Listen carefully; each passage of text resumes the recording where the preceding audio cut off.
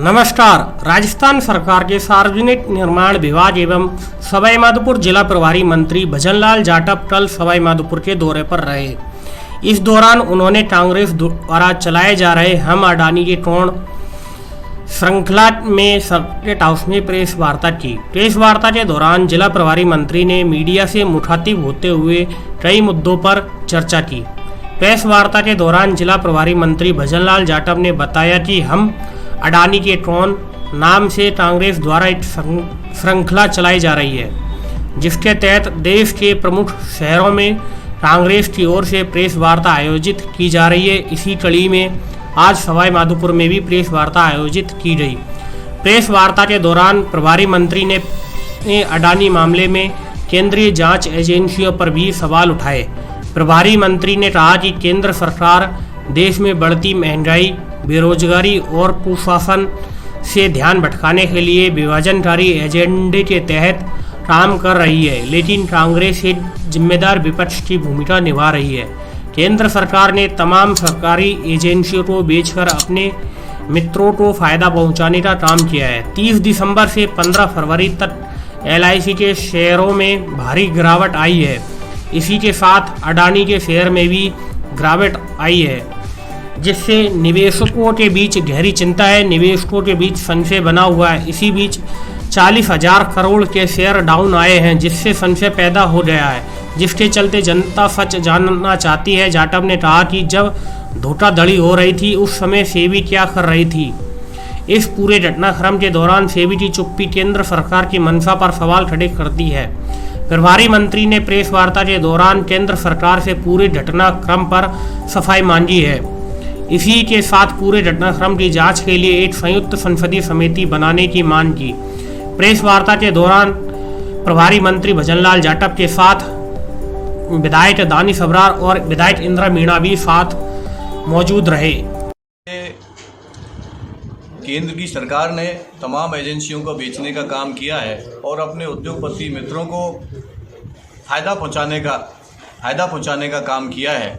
चाहे तमाम एयरपोर्ट हो, चाहे बंदरगाह हो, चाहे हमारे तमाम रेलवे स्टेशन हो, चाहे अपने एयरपोर्ट हो, उन सबको बेचने का काम केंद्र की सरकार ने किया है। और जिस तरीक़ा से अभी 30 दिसंबर से लेके 15 फरवरी तक जो LIC के जो शेयर थे, जो अडानी के शेयर थे, उनमें बहुत भारी गिरावट आई है। निवेशकों को कहीं ना कहीं चिंता का विषय है। तमाम जो हमारे निवेशक हैं उन पर कहीं ना कहीं संशय का विषय बना हुआ है। तकरीबन ये 40,000 करोड़ के आसपास ये शेयर डाउन आए हैं, तो इससे कहीं ना कहीं संशय पैदा होता है। हिंदुस्तान की जनता सच जानना चाहती है। लोकसभा में हमारे नेताओं को बोलने नहीं दिया जाता है, और बोलते हैं तो उससे जो अडानी का जैसे नाम आता है उन चीज़ों को वहाँ से हटा लिया जाता है। परंतु देश की जनता सच जानेगी, और निश्चित तौर पर जो शीर्ष बैंकों में जो पैसा है, जो वायदा किया था 15 से 20 लाख रुपए प्रत्येक परिवार को, प्रत्येक लोगों को आएंगे, परंतु काला धन वापस आया नहीं। और जिस तरीक़ा से नोटबंदी एक आपातकाल की स्थिति पूरे हिंदुस्तान में पैदा हुई, उसके लिए भी बहुत बड़ा व्यापारियों में रोष है। मैं इतना ही कहना चाहूँगा कि राजस्थान की लोकप्रिय मुख्यमंत्री आदरणीय अशोक गहलोत जी ने जिस तरीका का बजट दिया है, आप तुलना करिए केंद्र के बजट से और राजस्थान के बजट से। ऐतिहासिक बजट राजस्थान में मिला है। और मैं खासकर बात करूं किसानों के लिए तो ये संजीवनी साबित हो गया। 100 यूनिट तक आपकी घरेलू बिजली निःशुल्क कर दी। उसके बाद में 2000 यूनिट तक के आपके किसानों के बिजली के बिलों के लिए उन पर निःशुल्क कर दिए। उसके अलावा जो हमारे मुख्यमंत्री चिरंजीवी योजना थी, जो 10 लाख रुपए का बीमा हुआ करता था, आज उसको 25 लाख रुपए कर दिया। उसके अलावा एक्सीडेंटल केस में जहाँ 5 लाख रुपए मिला करते थे, आज मुख्यमंत्री चिरंजीवी योजना के तहत उनको 10 लाख रुपए कर दिया। महिलाओं के लिए 50% के लिए मुफ्त किराया कर दिया। उसके अलावा प्रत्येक जो उज्ज्वला योजना के तहत जो भारतीय जनता पार्टी और केंद्र की सरकार ने जो सिलेंडर तो दे दिए, पर उन बेचारे गरीब परिवारों के लिए आज तक सिलेंडर बरामद नहीं आए।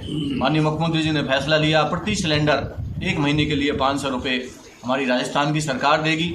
युवाओं के लिए 1 लाख नौकरियों का भर्ती करने का घोषणा की गई है। निश्चित तौर पर एक ऐतिहासिक बजट हुआ है। पूरा चर्चा का वर्ष है, हिंदुस्तान में बन गया। निगम और बोर्डों के लिए OPS की पेंशन लागू कर दी।